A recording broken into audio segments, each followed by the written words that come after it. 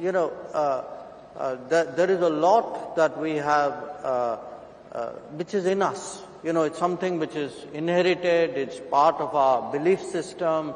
Nobody needs to teach us that. You actually, in many ways, you pick it up, in your surroundings, in your homes. It is there in our language, in the concepts and metaphors we use. So, how do you actually bring, it's like almost you have tools inside you, but you are not using those tools because your education system or the dominant intellectual stream is replaced it with some external tools. I have nothing against those. I mean, they also add to your capabilities. But how do you bring out those internal, tools and mechanisms and creativity and energies which are inside us and express them? And it's again part of an evolution because, after all 200 years, after a Western dominated world, it is now 80 years since much of Asia and Africa and Latin America regained their independence. And in those 200 years, their own cultures got suppressed.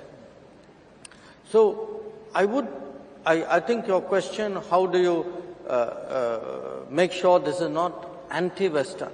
I think it's non-Western, and it's important for us to explain to the West that, look, there was a period of distortion where the natural diversity of the world was suppressed, and that diversity is now returning, and that diversity doesn't have to be threatening. That diversity will coexist with the West. In many ways, it would actually reinforce a lot of things the West believes in. One example which I cite in one of my books is it was our decision to opt for a democratic political model, which actually made the very idea of democracy as a universal political concept to, express our thoughts and our values and our culture and our history.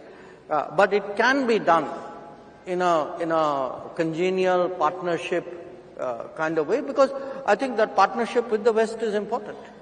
I think it is very much a way of how we shape the world.